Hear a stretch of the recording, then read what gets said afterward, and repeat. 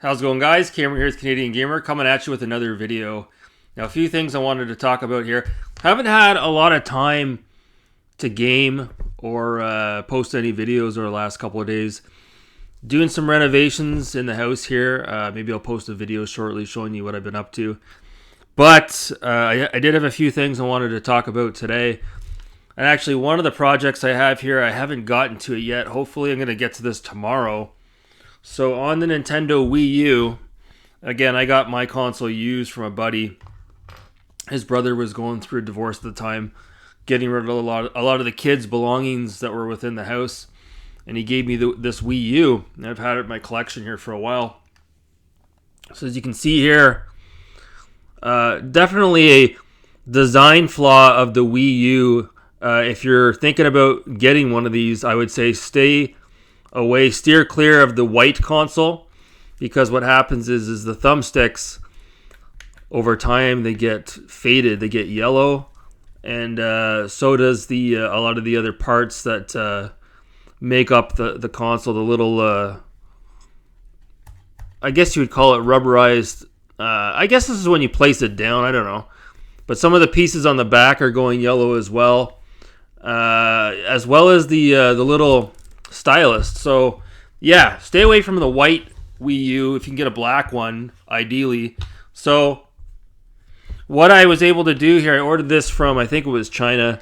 I got some replacement thumbsticks, but it's actually a big fucking process to swap them out. I checked it out online, and it's like a 9-step process. It's pretty convoluted if you ask me, so I just don't want to have a situation where I take the controller apart and then I'm in too deep. That's what she said, and I'm not able to replace the thumbsticks. I don't know. We'll see how it goes. The other thing I wanted to talk about here, a little bit music related, but as I mentioned on the channel before, back in the late 90s, early 2000s, I changed my tastes as far as my musical palette is concerned.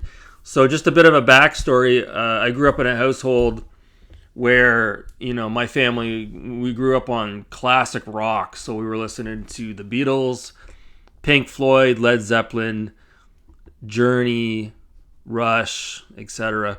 I remember it must have been around 1995 for my birthday. My parents got me the very best of Foreigner, and it was like a really awesome CD. All the songs, fantastic. To this day, I love the band Foreigner. I actually saw Lou Gramm perform live a couple of years ago near where I live, and it was just an incredible concert. I'm so happy I was able to see him in concert. But, as the 90s wore on, I started to explore music on my own, and I got away from sort of the 70s, 60s, 70s, and 80s of classic rock, and I started discovering heavy metal and a lot of hair metal as well. Huge fan of the hair metal era. But I remember my buddy was really big into Metallica and Pearl Jam as well, and a lot of those grunge alternative bands got sucked into that wormhole as well. But with metal, I remember my buddy, we were on our way to hockey, and my dad was driving, and my buddy brought Metallica. It was Load, and he put it on. We put it on in the car. At this time, it was new. If you had a CD player in your car, oh my god! And that's when I heard the song Fuel. And so yeah, I just got hooked on Metallica, and then I bought a Megadeth CD, Capital Punishment, the Megadeth years, and just so much good music to be discovered at a young age. And then it was around, I want to say maybe 2000, maybe 2001. I was working at a service station off the highway, and it had like a Tim Hortons and a KFC and then a gas station. And I was working inside where the restaurant area was. And back then we had like a change room where you'd come to work and you could change your clothes. Obviously you could take a piss. And then you'd come out to the main area and get to work. Well, I remember this one day, I went to the back room And a guy that I was working with, he left his, we called them Discmen. So it was like a Walkman, but you could play a CD in it. It was like a big deal back then. That's probably a conversation on its own. But he left his Discman out. And back in the day, Discmen were really expensive. It was a really expensive piece of electronics. You didn't just leave your Discman out because it get stolen. And this guy left his Discman out. And I had to take a shit. So, so I took his Discman and I went and did my thing. And I popped open his Discman to see what was playing. And it was Limp Bizkit, Chocolate Starfish in the hot dog flavored water. And I had never heard this CD before. Limp Bizkit was sort of like coming into its own at that time. And I had heard about them, but I hadn't really listened to them. And when I heard that CD, wow, my mind blew when I heard the song Hot Dog. And I thought the whole CD was incredible. At that time, I think Limp Bizkit was... It's crazy to say it now. They were probably the biggest band on the planet at that moment. They're right there with sort of Eminem. And I just became such a huge fan of Limp Bizkit. And I had all their CDs. And I remember around that time, there was this sort of like a outdoor concert series that Metallica was hosting called Summer Sanitarium Tour. And they came to Montreal. And fucking Limp Bizkit was on the bill. So I got a ticket. A group of us went down. And there was a bunch of bands on the itinerary. There's Mudvayne, Linkin Park. But there was Limp Bizkit right there. That's what I wanted to see. And when we got to the venue, it had already started. We got there a little bit late. And then once Limp Bizkit came out, and there was like 100,000 people there. But you could see Fred Durst at the front because he was wearing his red hat and he's jumping up and down. He's in the crowd and I couldn't believe it. Again, this was more important to me than seeing Metallica. And for a lot of people that were there that day, I think they probably would have said the same thing because right around that time, Metallica was kind of getting a bit long in the tooth. Funny to say that now because that concert was almost 20 years ago. But yeah, it was just incredible to see Limp Bizkit live. I don't think they really toured around that much. They played a lot of concerts at these summer festivals, but it's not like they went on these big tours. At least I don't think they did. And then things sort of just fizzled out. That sort of new metal, rap metal scene sort of got old really quick and became a sort of like a running punchline in the music community. And then all this time, Limp Bizkit has still been touring around. Fred Durst is still trying to act all hard. He's still wearing his red hat. All these years later, it's like, come on, man, just give it up. And then, so what happened was, it was last night. I don't know how I came across it, but apparently, Limp Bizkit played Lollapalooza last year, and I guess the concert. It's on YouTube. I'll leave a link in the pinned comment. You can check it out for yourself. The concert went viral, and because of that concert, Limp Bizkit sales spiked. I don't know for how long. But I watched the concert last night, and I gotta say, they fucking nailed it. They're back. It looks like Fred Durst, I think he's wearing a wig. He's changed his whole style, a complete 180 degrees, and he's taken on this sort of like an old man, dad vibe approach. And I guess they've got a new CD out, digital only, and the lead singer off the lead single, off the album is called Dad Vibes. But more to the point, yeah, Wes Borland, the guitarist, looking as crazy as ever, and Fred Durst with that gray hair and that handlebar mustache, just a real bizarre appearance. But his voice is absolutely as good as it was back in the day. And it was an amazing concert to watch. It's about an hour long. I highly recommend checking it out if you're a fan of Limp Bizkit. Oh, it was good. It was good. So apparently they postponed the rest of their tour last year due to COVID-19. But it would be cool to see them come around again. I can't believe that guy's wearing a wig, if that's what that is. Because I'm pretty sure he was going bald. So he's got the money. Fred Durst has the money if he wanted to get, I guess, hair implants. He probably could afford it, but I think that's a wig. But yeah, nice to see them back. Still kicking ass after all these years. All right, so we're already at the 10-minute mark. So let's get into the meat and potatoes of today's video. Talking about Microsoft Game Pass, and I know a lot of you subscribers are going to nail me to the cross once I say what I have to say. I know a lot of you guys are big advocates of Microsoft Game Pass. You know, a lot of the bigger YouTubers out there are screaming to the sky, "Oh, Microsoft Game Pass, what a deal. What an incredible deal. All this, oh my God, all this for $10 a month." Fuck off. Microsoft Game Pass is absolute trash. Okay? You're not paying for anything tangible. It's a fucking rental service, okay?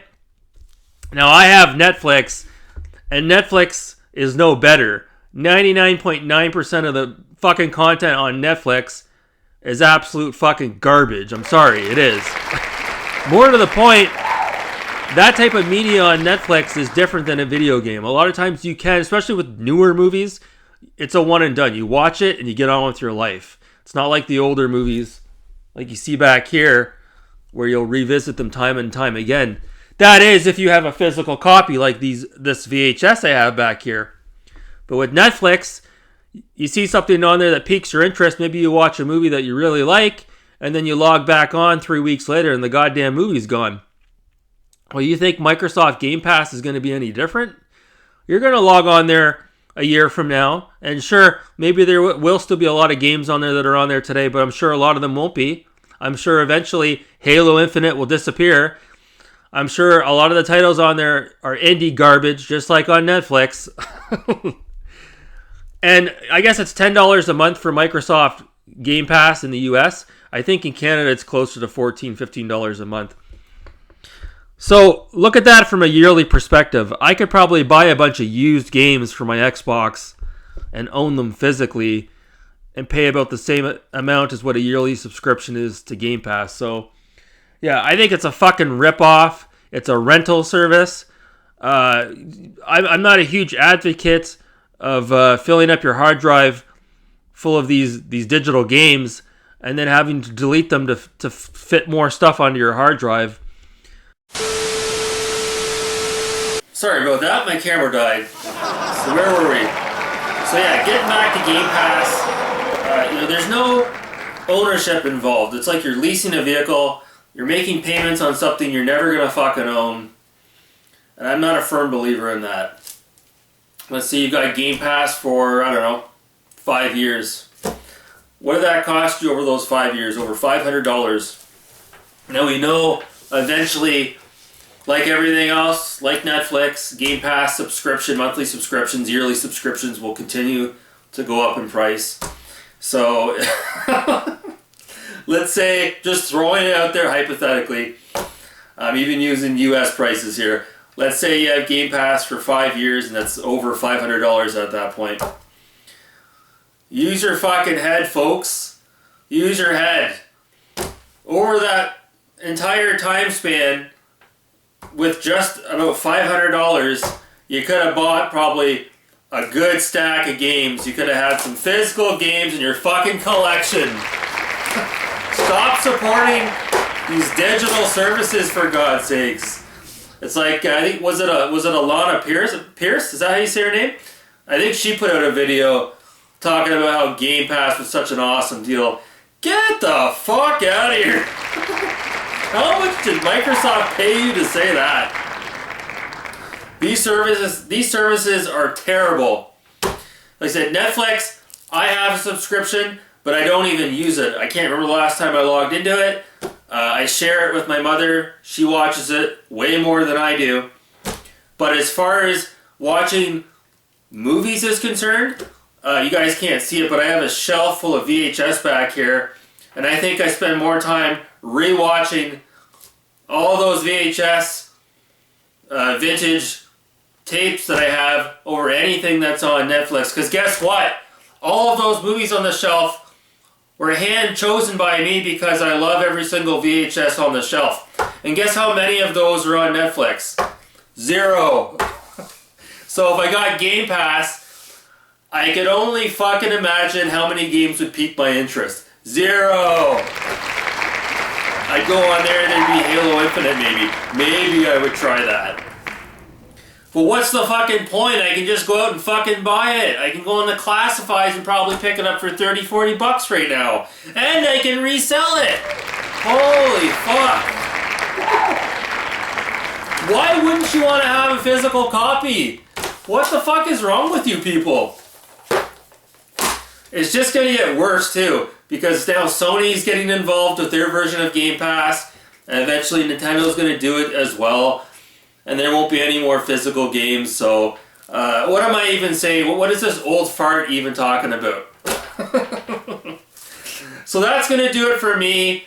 Let me know in the comments below your opinion on Microsoft Game Pass. Gonna cut it off here. That's it for me, guys. Thanks so much for watching. Have a good night. Imagine the perfect video store. It would have a great selection, right? Right! Over 10,000 videos. 3 evening rentals, so no rush, no hassle. Fast checkout. 24-hour quick drop return. Open late every night. Well, the perfect video store Welcome to Blockbuster Video. is popping up all over the country. There's one near you. Blockbuster Video. Wow!